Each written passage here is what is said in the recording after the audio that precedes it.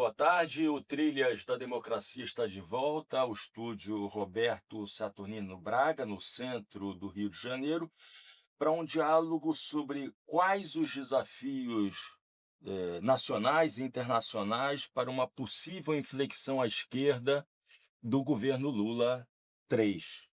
Os nossos convidados de hoje são dois convidados fixos do Trilhas da Democracia Conjuntura. O primeiro já vem participando como convidado fixo, o economista Adhemar Mineiro.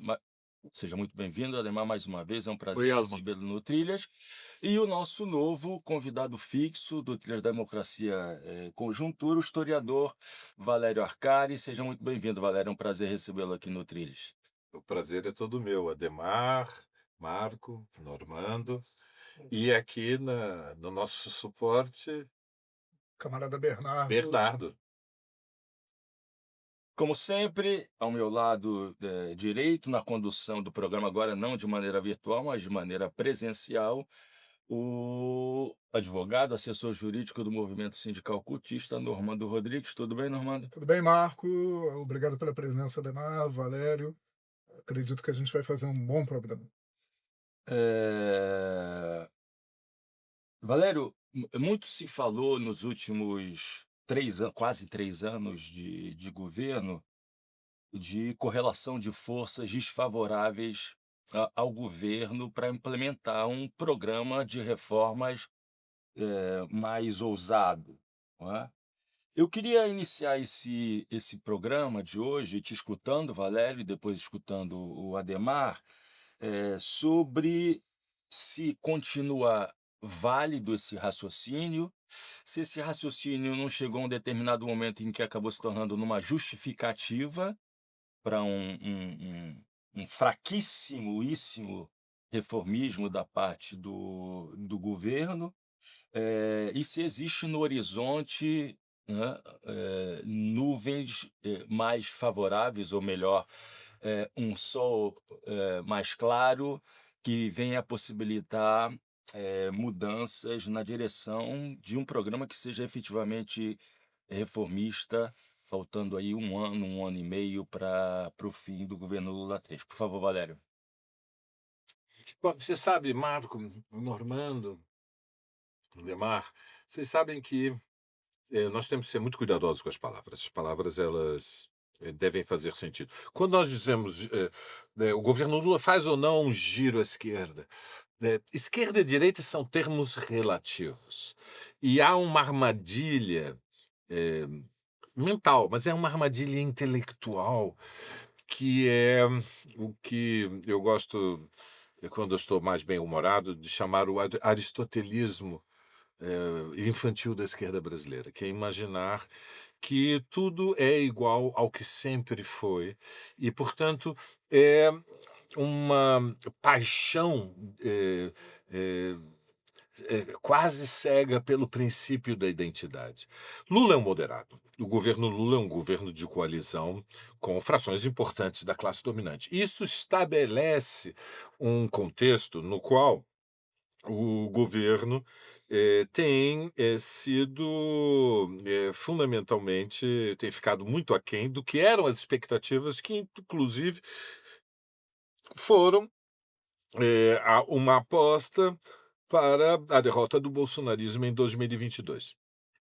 Mas o governo teve, em junho, uma derrota sem precedentes. A rigor, eh, alguns sinalizaram que, desde o fim da ditadura, nenhum governo tinha tido uma derrota política na Câmara dos Deputados da escala do que foram os mais de 380 votos que o Arthur Lira conseguiu compactar para impedir a aprovação da elevação do imposto sobre Hugo Mota. Eu falei do Lira, né? Lira. São velhos ódios, velhos ódios difíceis de Hugo Mota. Ele conseguiu uma votação duríssima. Então, ali o governo estava numa situação limite, ele estava literalmente encurralado. Foi uma articulação em que o centrão e o bolsonarismo, ou seja, a representação da classe dominante, tomou conta da Câmara dos Deputados e anunciou para a nação: nós somos o Congresso, nós somos o órgão da classe dominante. E estas são as nossas regras. E a partir de agora, Lula tem que saber que vai ter que se ajoelhar na negociação, senão nós não deixamos ele mais governar até as próximas eleições. Então foi uma sinalização duríssima. Diante naquele momento, em junho, se abriu um debate digamos, de tática política dentro do governo e prevaleceu, depois de muitas hesitações, a decisão de ir para uma contraofensiva. Nós vimos 3 movimentos nessa direção. O primeiro foi um movimento pessoal do próprio Lula, né? O Lula, no 2 de julho passado, na marcha do Dia da Independência da Bahia, levantando um cartaz dizendo taxação dos super ricos, teve um impacto muito grande. O segundo movimento foi um movimento da própria direção do PT. O PT foi para uma ofensiva nas redes sociais. Nós nunca tínhamos visto isto antes. Eu tinha defendido que fosse feito, mas nós nunca tínhamos visto. E depois o próprio governo, utilizando a Secretaria de Comunicação, fez um movimento nas redes sociais. E o que aconteceu foi que, pela primeira vez desde a eleição do Lula, se inverteu a relação de forças dentro das redes sociais. E o governo, especificamente, mas a grosso modo a esquerda, assumiu a liderança em todas as métricas, Marco. E isto teve um impacto na consciência política, ou seja, na sequência, as primeiras pesquisas que fizeram a aferição da aprovação e desaprovação do governo já indicaram uma oscilação favorável para o governo, ou seja, a hipótese, e não era mais do que uma hipótese, Ademar, não era mais do que uma hipótese, daqueles que defendíamos, o governo tem que fazer uma inflexão à esquerda, o governo tem que estabelecer um conjunto de propostas que permitam, se não incendiar a imaginação da esquerda brasileira, pelo menos levantar a moral da esquerda brasileira, despertar algum tipo de expectativa e de esperança. Mas era uma hipótese, nós não sabíamos. Então, o terceiro elemento é que aconteceu algo espetacular, é que, de fato, houve uma inflexão. E nós começamos a ter dados que eram categóricos. E a expressão mais elevada foi na quinta-feira do dia 10 de julho passado, quando à escala nacional ocorreram manifestações, mas em São Paulo nós fizemos a maior manifestação do ano, uma das maiores desde a eleição do Lula, superando inclusive a última manifestação do Bolsonaro, que tinha, ou seja, reconquistamos a Paulista, o que tem um elemento de subjetividade e de moral. Éramos mais de 15 mil, entre 15 mil e 20 mil ativistas, num nível de máximo tensionamento. Então, primeira observação, o governo fez uma inflexão à esquerda. Evidentemente, quando isto posto, nós estamos a partir de uma premissa que é que nós temos que nos desembaraçar do excesso de aristotelismo, do princípio da identidade. Lula é moderado e, portanto, nunca faz nenhum movimento. Não é verdade. O Lula já se reinventou muitas vezes na história. Ele já fez inflexões à direita e inflexões à esquerda ao longo deste longo processo que vem desde o final dos anos 70. O Lula, que estava na direção do sindicato durante 10 anos fazendo gestão da administração do sindicato, não é o mesmo Lula que estava à frente das assembleias de 78 e 79, dirigindo as greves de massas mais poderosas contra a ditadura depois de 64. Ele tinha uma história, não era uma história de 6 meses antes das greves de 77 e 78, era uma história que vinha de 67. Ele se reinventa nas greves. Depois, o Lula, que nos anos 80 assume o compromisso de construir o PT, é uma liderança sindical que vai além dos limites do corporativismo e assume numa luta política, ou disputa, com Fernando Henrique, construir um partido independente da classe dominante, sem patrões.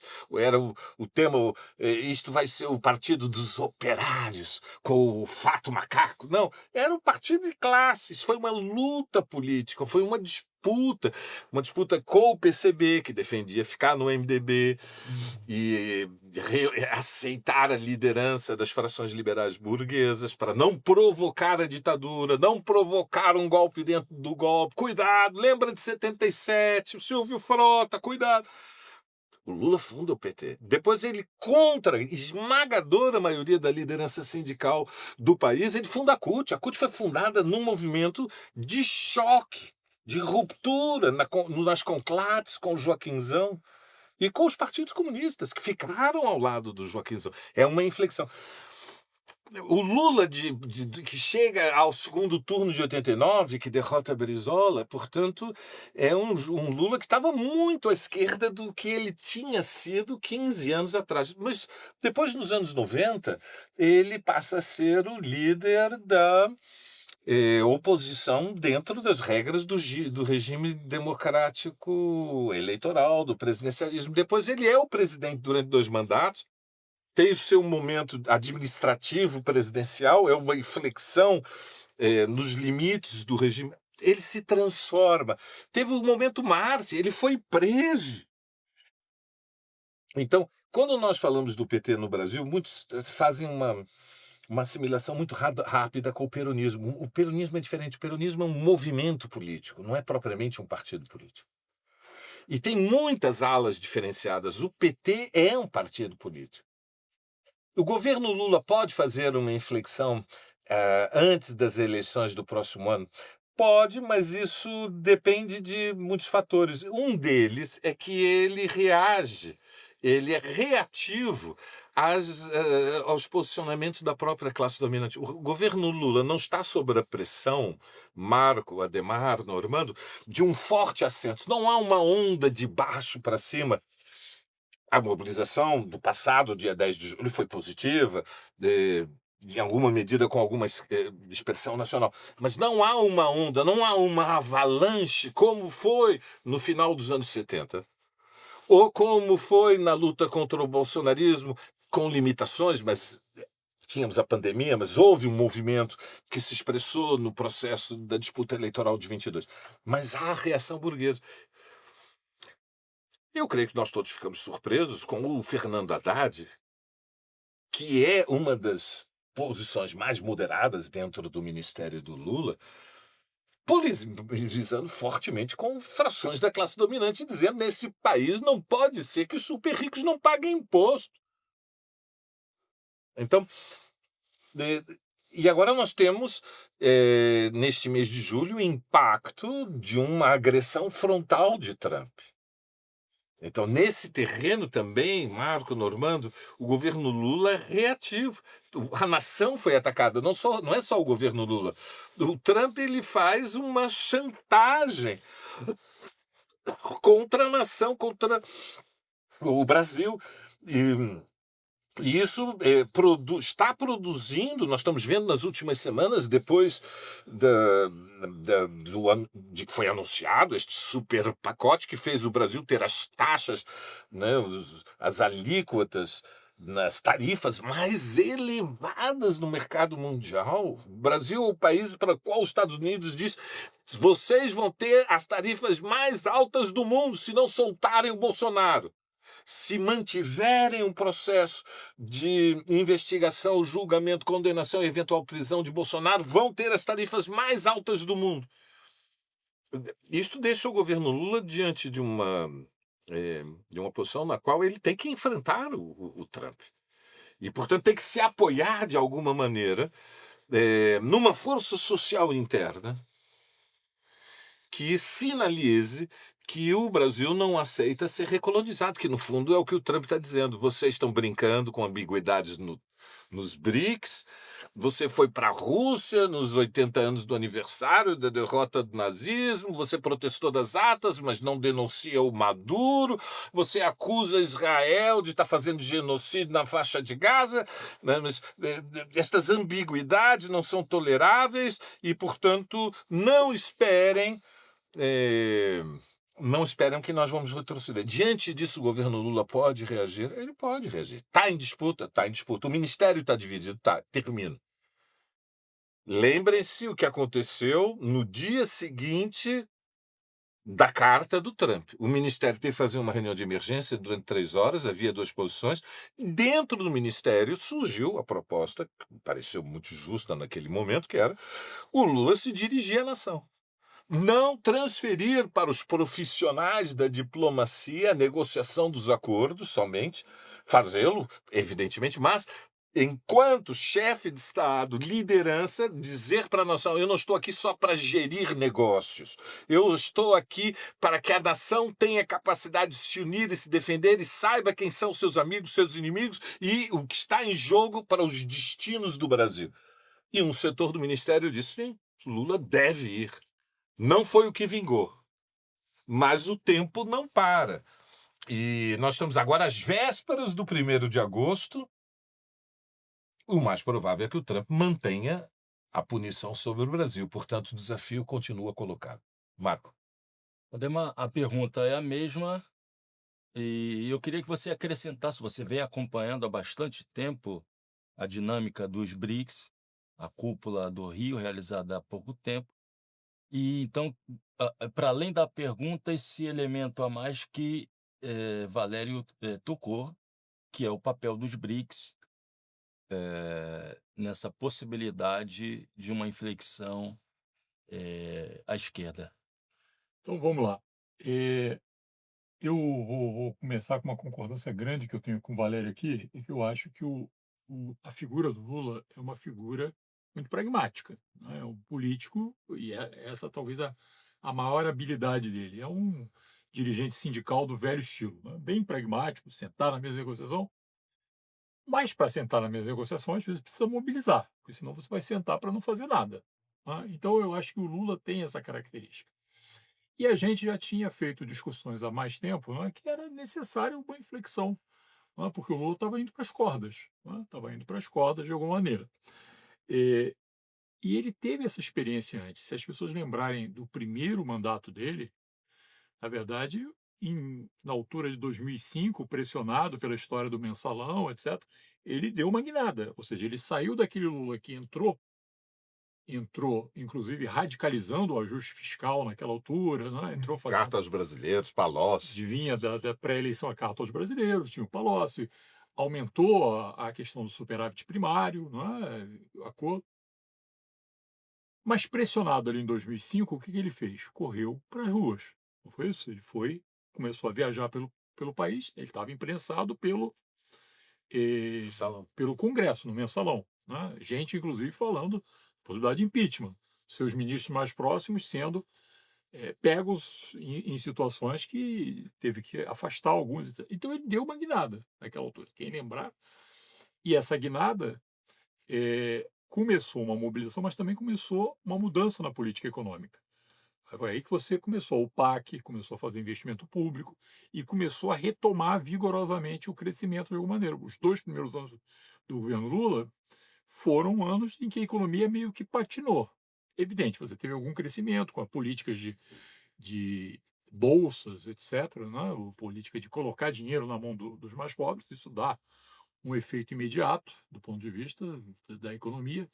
Mas se você pegar, a economia vinha patinando. A partir de que você agrega esse componente, digamos, a questão das bolsas, a questão especialmente da política de aumento do salário mínimo, que é, inclusive, nesse segundo momento, ela é institucionalizada. Antes ela era uma política que o governo tentou negociar, não conseguiu muito bem fazer uma negociação sobre isso, então ele começou a dar o reajuste de alguma maneira. Mas aí essa política se oficializa, com aquela história de você recompor pela inflação e pela taxa de crescimento de 2 anos antes. E aí você oficializa essa política e passa a ter um crescimento do salário mínimo. Isso daí, com a questão dos programas de complementação de renda e com a questão das obras públicas que você começa a andar, gera crescimento, né? Gera aquele crescimento que você começou a ver a partir daí, e isso daí muda também a relação do Lula com o empresariado, de alguma maneira, porque uma parte do empresariado, construção civil, por exemplo,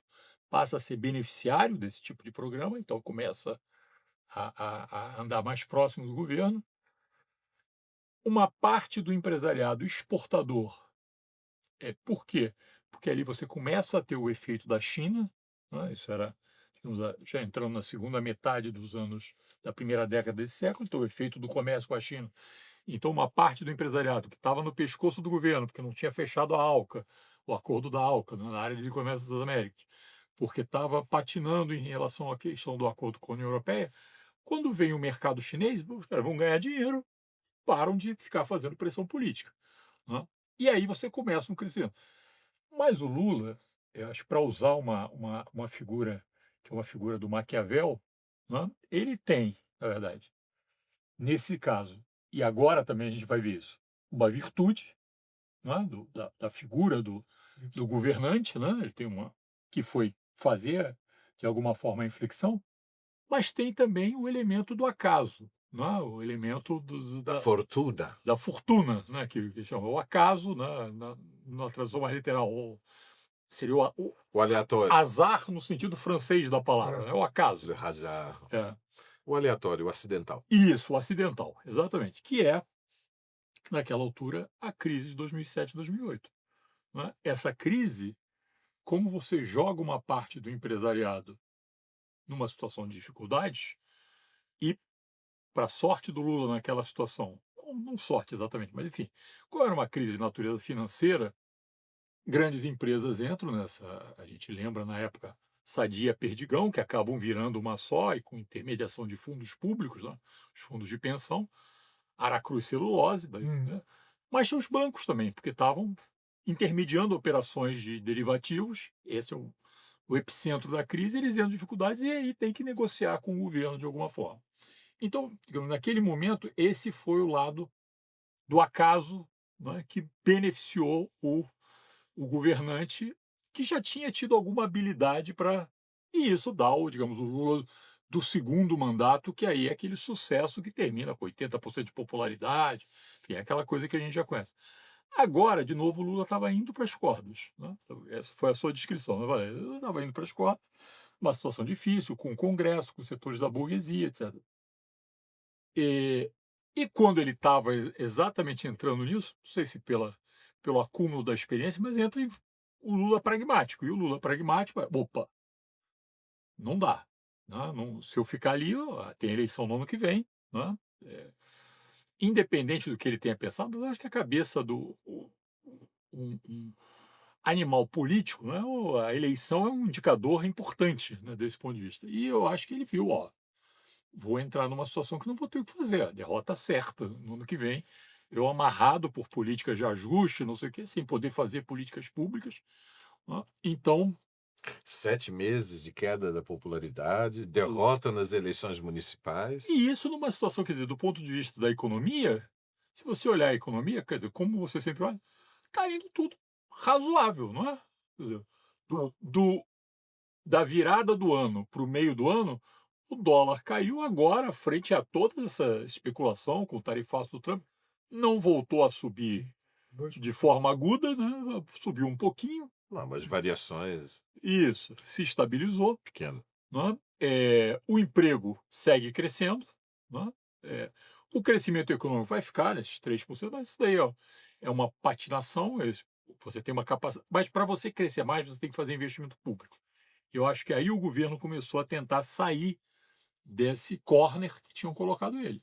E aí começou o discurso do pobre contra rico. Ele, né, se achou de novo esse discurso. Justiça Tributária, né? Como é que você conduz essa discussão? Né? Que, na verdade, é o discurso com o qual ele ganhou a eleição. Né? Sempre que você volta para o discurso do rico contra o pobre, transformando isso em política concreta, não pode ser um discurso só. E nesse caso, ele foi, e eu acho que você citou o Haddad. Nisso, o Haddad acumulou experiência, porque no G20 esse foi o discurso do Brasil o tempo todo. A taxação dos super ricos, né? O Haddad fez esse discurso várias vezes, né? E adquiriu experiência disso. E o Lula estava caminhando nesse sentido.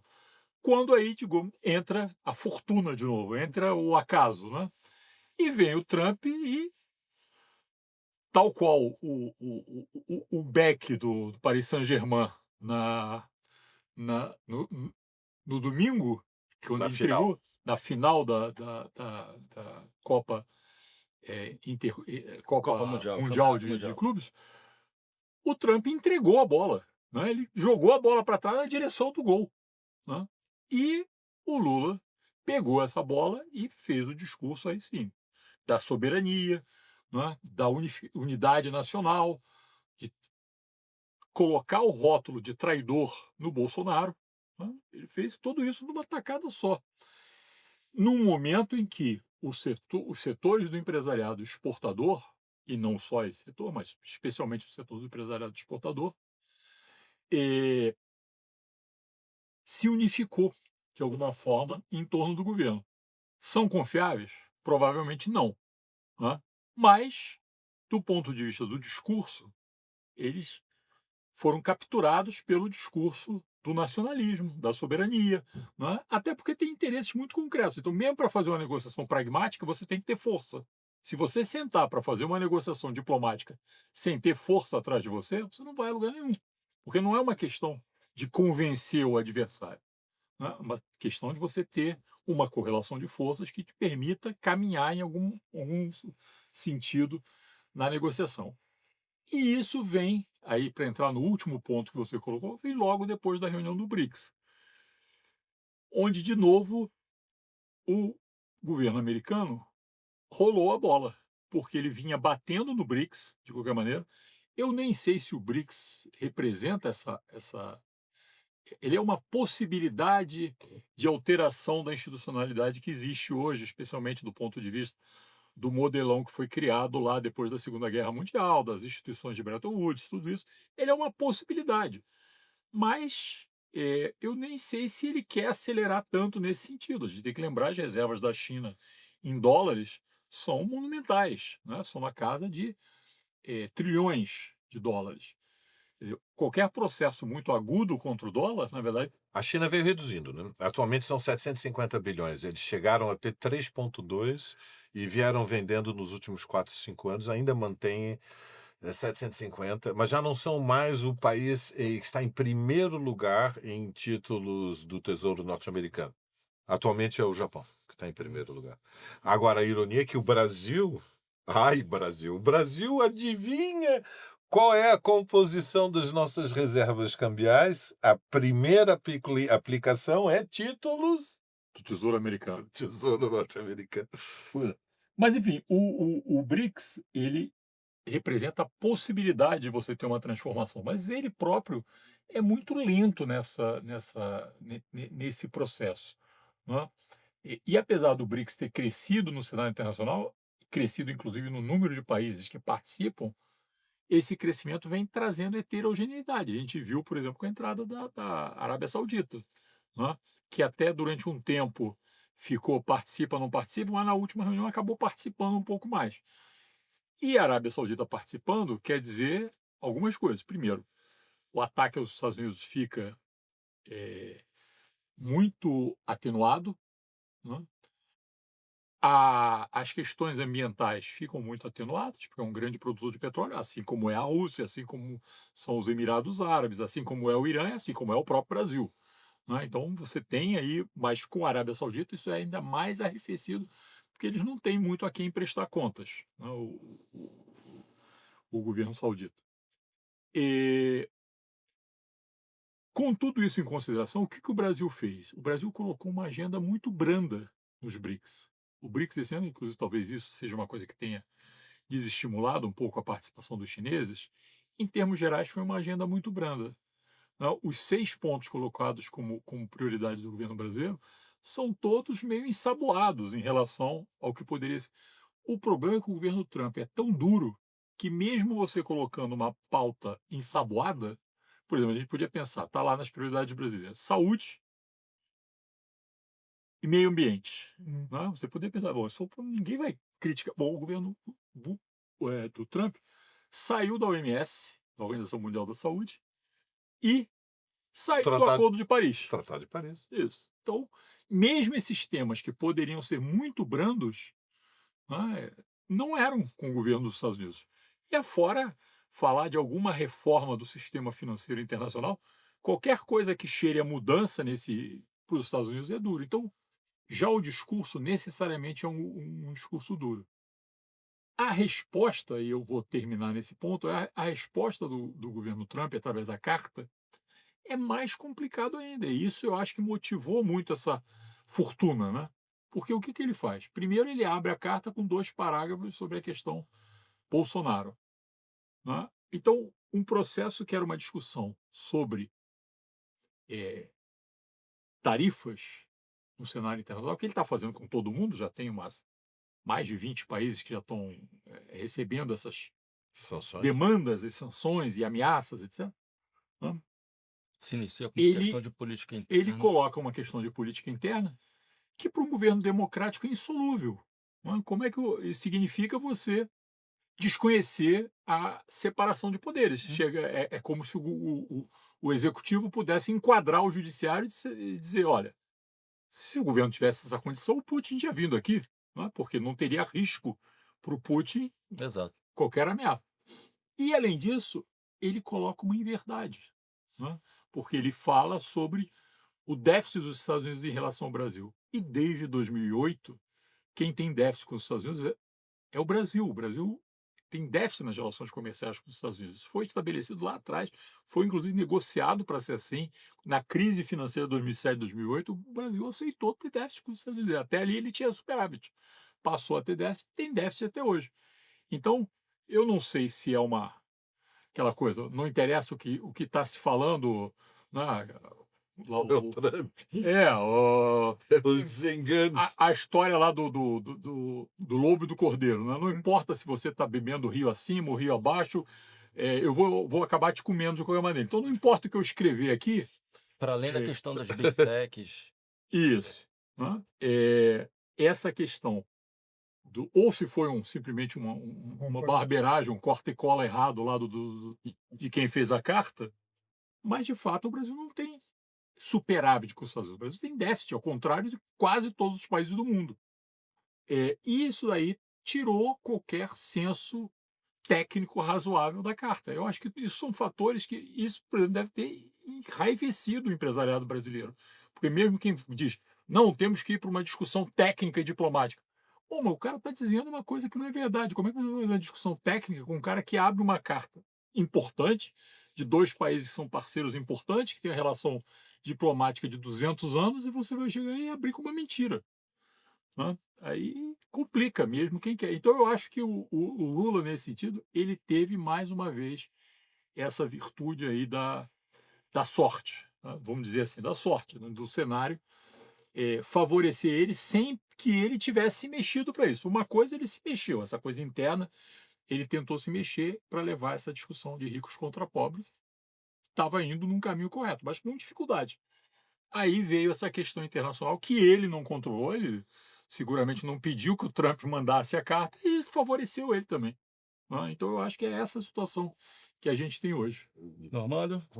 Então, claro, tem um perfil psicológico narcisista, extremamente narcisista do Trump, que é comum a vários ditadores, não necessariamente a todo ditador, a todo chefe de Estado autoritário, mas que é bastante comum, né? E que me parece que tiveram pequenos eventos que podem ter contribuído, né?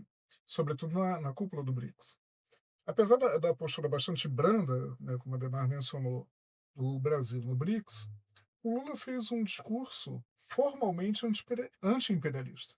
Né? Quando ele, no discurso de encerramento, diz que o mundo não precisa de um novo imperador, né? Que precisa de chefes de Estado parceiro, de nações parceiras.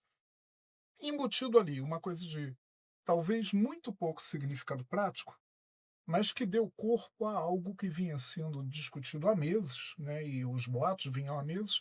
Foi uma iniciativa já pensada antes do golpe de 2016, esse assunto foi para a gaveta e a mesa estava se especulando a respeito e foi firmado um protocolo com a China para estudos, né, técnico-econômicos da grande ferrovia transoceânica, ligando aquele lugar onde os baianos dizem que começou tudo, né, até o porto de Xangai, né, no Peru, porto que já levou à futura construção de uma base naval norte-americana nas Galápagos, né. Isso também sai do anúncio, né, daquele momento. E não curiosamente, né, talvez possa existir não a intervenção dos Bolsonaro, que os Bolsonaro são, para Trump, são absolutamente descartáveis. Acho que se fosse pensar em negociação, e o Trump negocia sempre com ameaças, os Bolsonaro são o bode na mesa, né, para ser descartado na sequência, apesar da identidade que a própria imprensa americana, né, levanta, que é um presidente que tentou um golpe de Estado e que passou impune, querendo que o mesmo aconteça com outro presidente que tentou um golpe de Estado muito semelhante. Mas o que me parece, sobretudo, é que é uma situação binária, né, aquilo que vocês dois comentaram, tanto quanto na relação com o Centrão.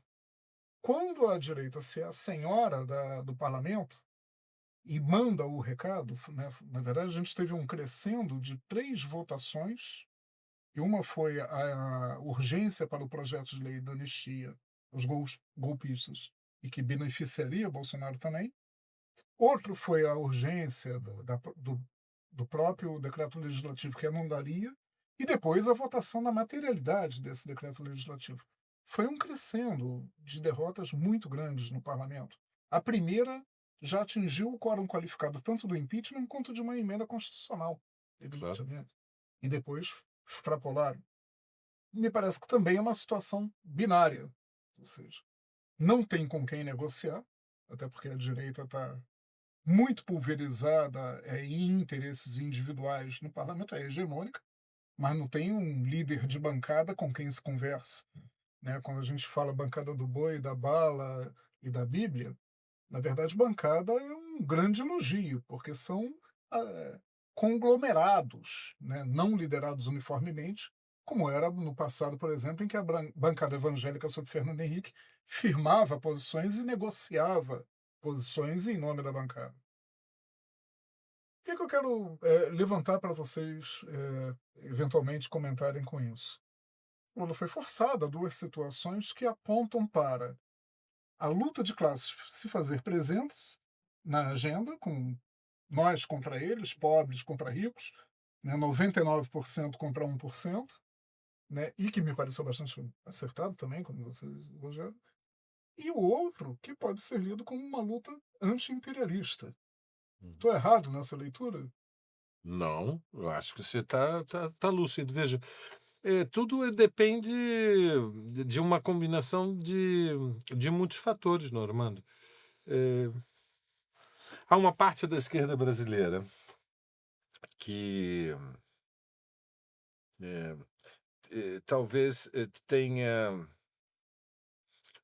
dificuldades, sabe, Marco, de compreender o contexto internacional no qual nós estamos. E portanto, tem dificuldade de atribuir sentido, de calibrar, de compreender quais são os desafios que se colocam no contexto imposto por relações de força que não dependem da nossa vontade. Eu estou entre aqueles que acham que há uma forte tendência ainda a subestimar o que é a extrema-direita no Brasil, e há uma forte tendência a subestimar qual é a real força do imperialismo norte-americano. Eu não estou entre aqueles que... Eu reconheço que há uma tendência histórica, há uma decadência do imperialismo norte-americano, mas é uma tendência histórica, é um movimento lento. É um processo ainda no seu início.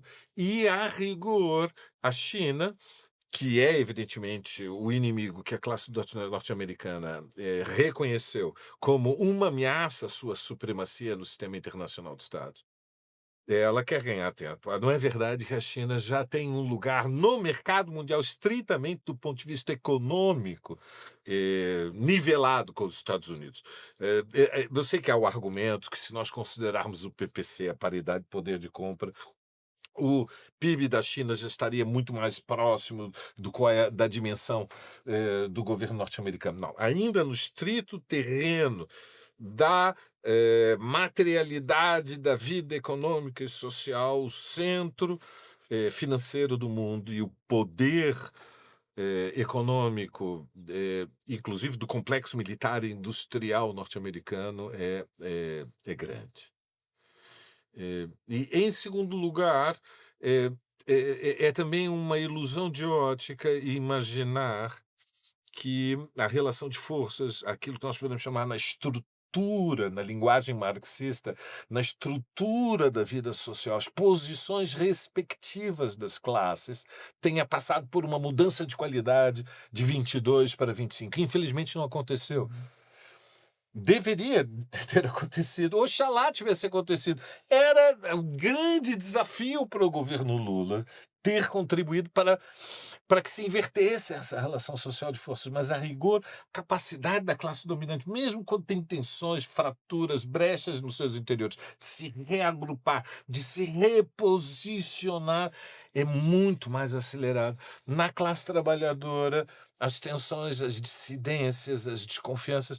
Nós temos hoje um problema real, que é que, entre os muito pobres e os, vamos chamar, os trabalhadores da renda média, aqueles que ganham acima de 2 salários mínimos, que grosso modo nós podemos chamar de, não quero ser injusto, como os remediados, não há pontes.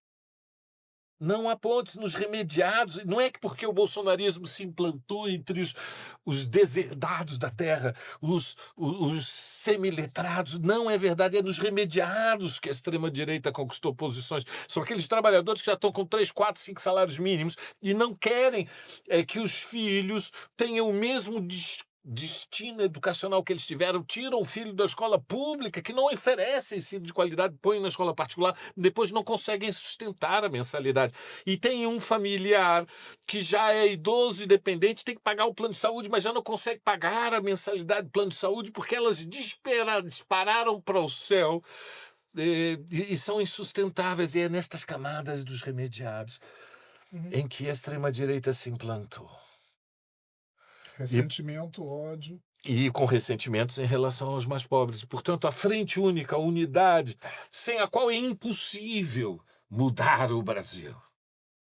Sem a força social dos remediados com os mais pobres, sem a unidade da classe trabalhadora, para usar uma velha terminologia socialista, qualquer projeto de transformação social.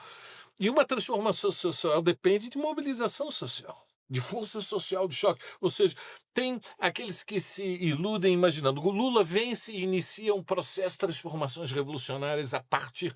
O Lula vence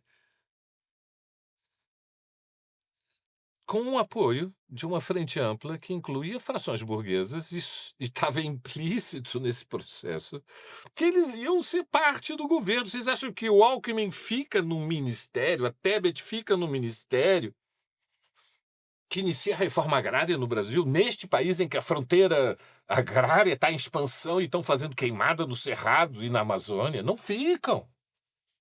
Neste país vai ter alguma possibilidade de constituir algum tipo de base política no Congresso Nacional se o governo passa para uma ofensiva contra escolas particulares e planos de saúde privados? O que é o lobby do ensino privado deste país? Tem apartheid educacional. A condição de classe é definida se você tem filho na escola pública ou na escola privada. E a expectativa de vida depende se você tem plano de saúde ou não tem plano de saúde. Porque se você não tem plano de saúde e está com uma doença de emergencial, você fica na fila e morre.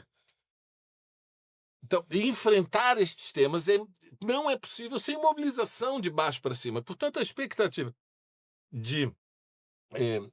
o projeto tático de exigir que o Lula inicie uma revolução socialista, ou a ideia ainda mais fantasiosa de que é possível, pela esquerda, construir uma oposição socialista ao governo Lula, ela desconsidera que Trump governa o mundo, que mesmo com a ambiguidade, a ambivalência da tática brasileira dentro dos BRICS, que por sua vez já é um bloco comercial, onde prevalece a orientação chinesa, que é ultra cautelosa, porque a linha de Beijing é não provocar o Washington.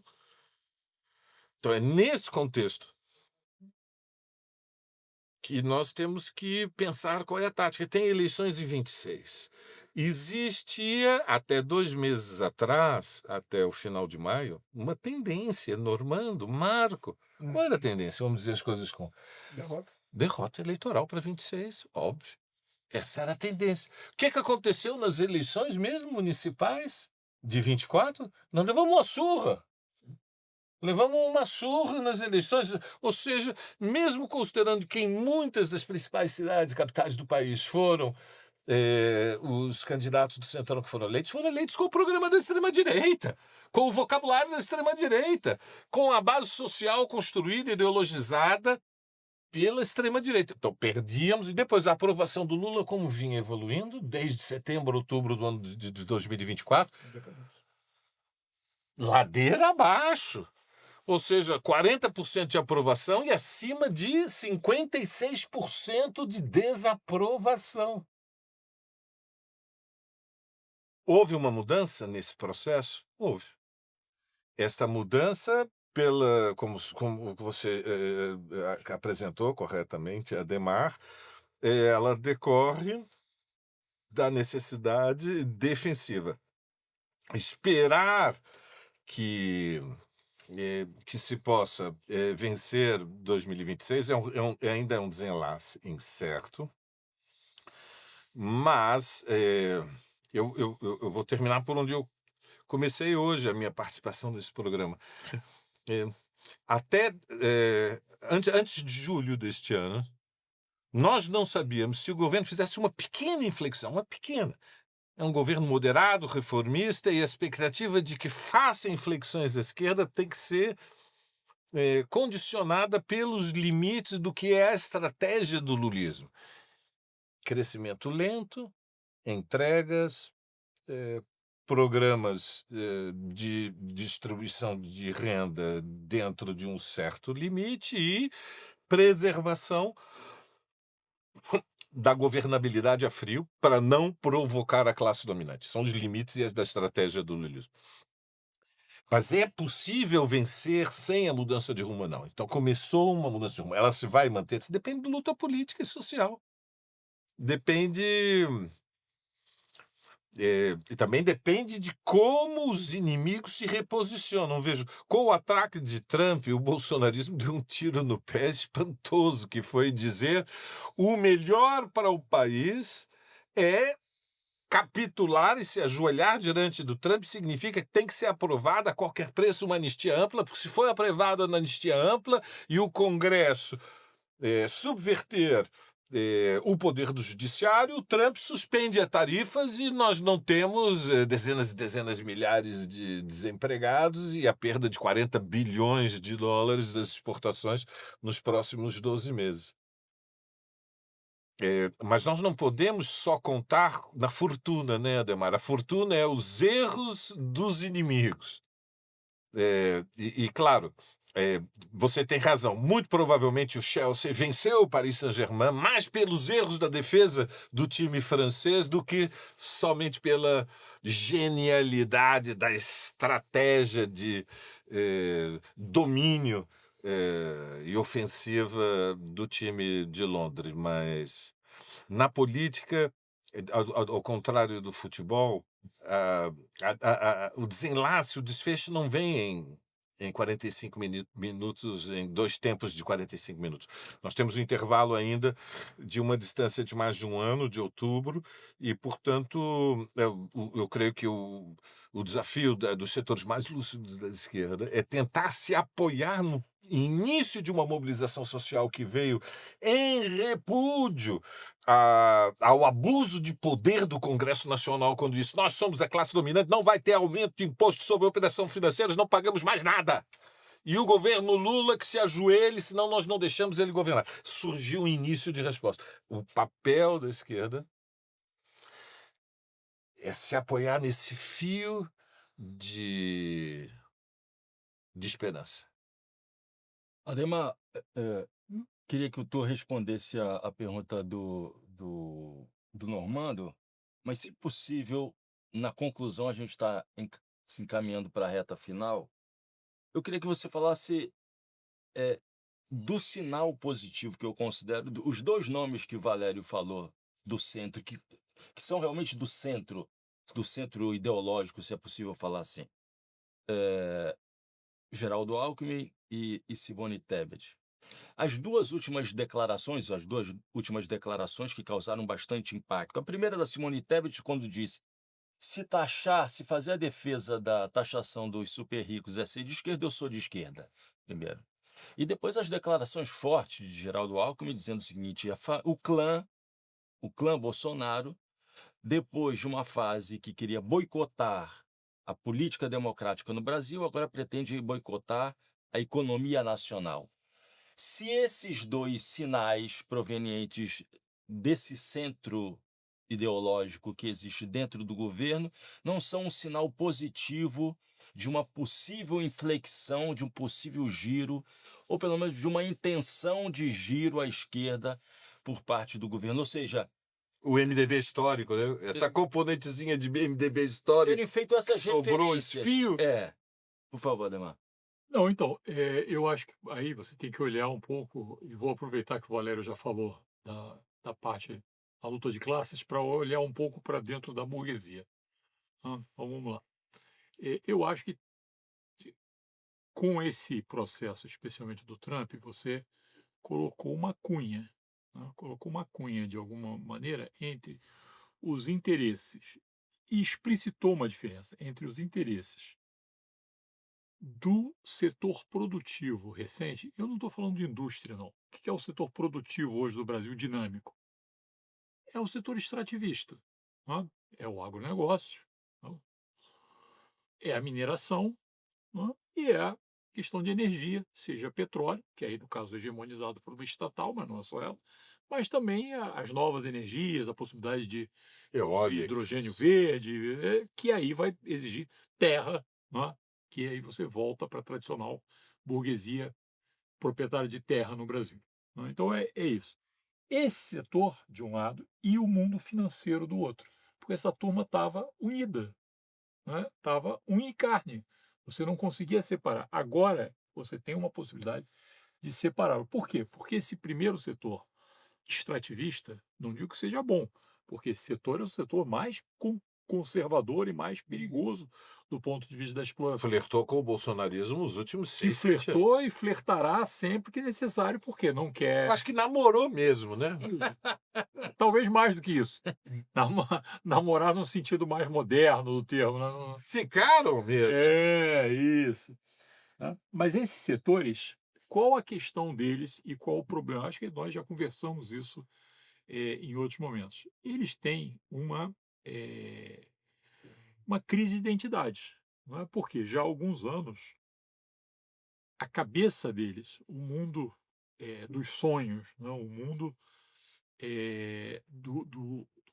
Do seu projeto histórico, do seu desejo. do desejo, né? Tá, talvez em Miami, está nos Estados Unidos, né?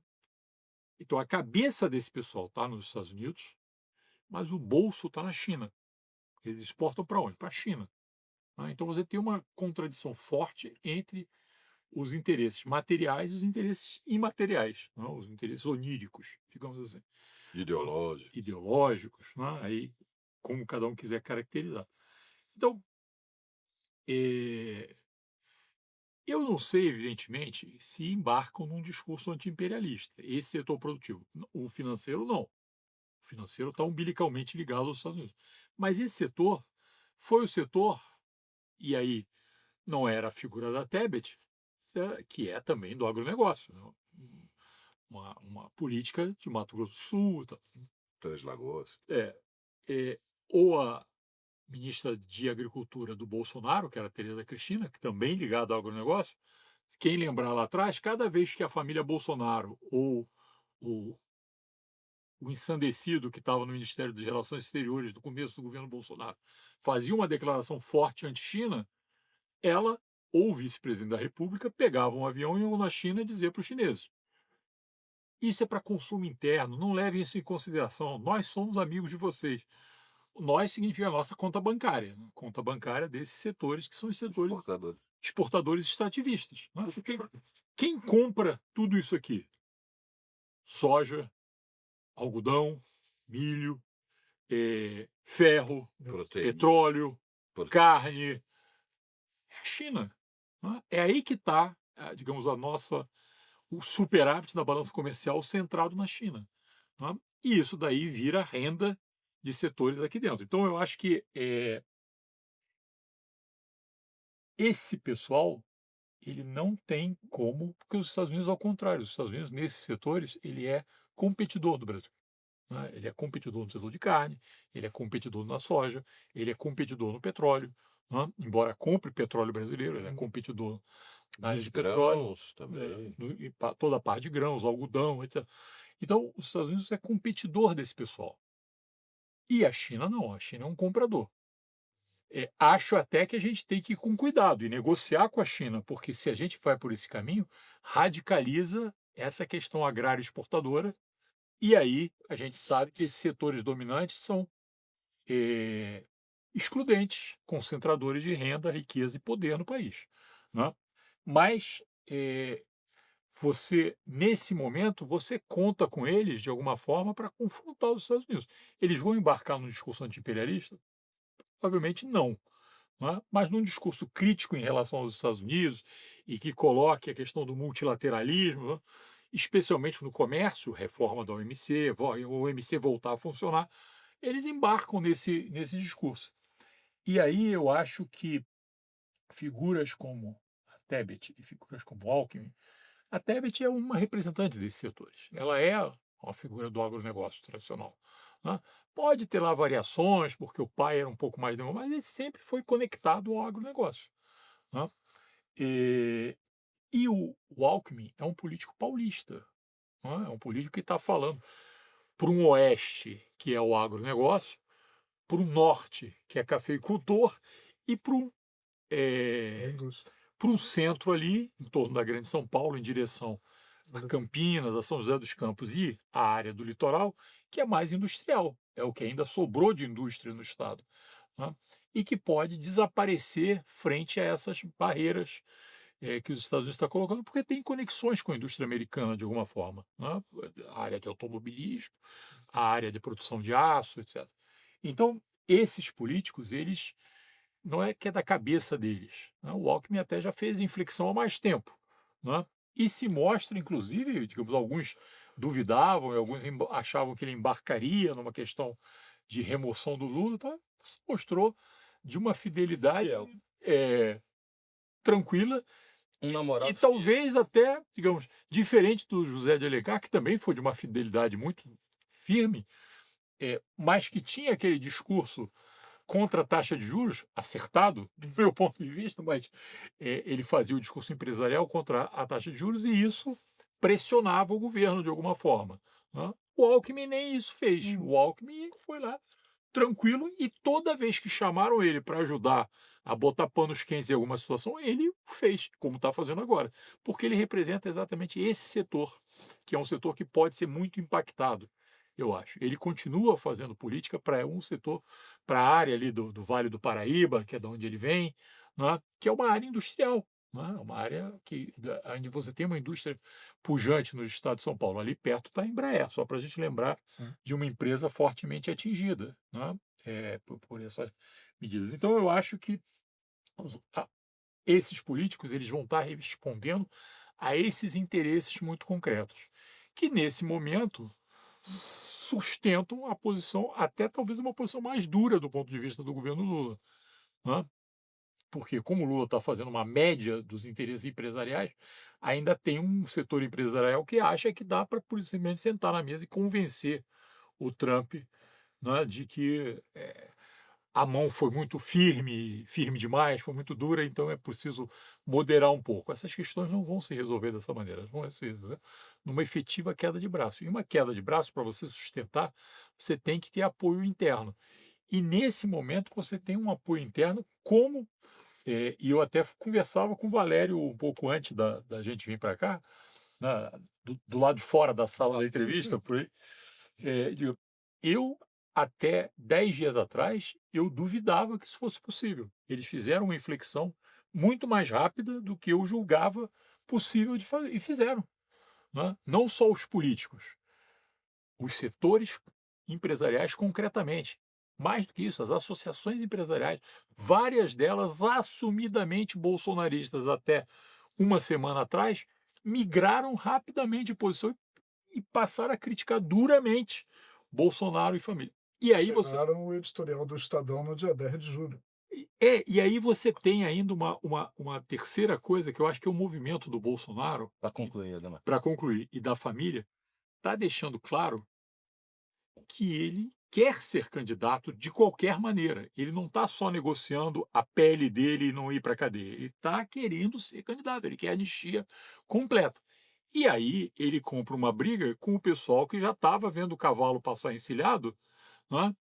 Tarcísio, o Zema, o Caiado, e que agora vem, digamos, a sela do cavalo sair, vão ter que pegar o cavalo a unha se conseguir. Então ele compra também uma briga com esse setor que não sabe muito bem como vai se posicionar. Alguns já estão migrando de posição, alguns apoiaram o discurso do Bolsonaro no primeiro momento e agora começam a migrar. Então tem isso, tem, digamos, a posição do governo, a posição desses setores liberais burgueses que estavam próximos ao governo, como a Tebet, e tem uma parte do setor empresarial que estava contra o governo e que agora está migrando para essa posição, e também desses setores políticos que representam esses interesses que olham com desconfiança esse movimento do Bolsonaro. O Bolsonaro quer ser candidato de qualquer maneira, ele está colocando a faca no pescoço para exigir poder ser candidato. Não, aí não. Aí eu queria ser candidato também. Né? Então eu acho que tem, digamos, esses vários setores. Agora, isso daí, como o Valério falou, vai depender de como vai evoluir a luta política. Isso não é um dado. Quer dizer, do mesmo jeito que eu fui surpreendido pela posição que eu tinha 10 dias atrás, eu posso ser surpreendido daqui a pouco. Por qualquer mudança, pode implicar mudança de todos os atores. Isso nós, no Trilho da Democracia Conjuntura, com vocês dois, estaremos monitorando até o final do ano. Ademar, muito obrigado. Obrigado, Marco. Valério, muito obrigado. Grande Marco. Muito obrigado. Valeu, Normando. Parado, mais uma vez, muito obrigado. Estamos juntos. Estamos juntos. E o Trilhas da Democracia fica por aqui. Volta no próximo final de semana, sempre aos sábados, às 17 horas, e aos domingos, às 15 horas. Até lá.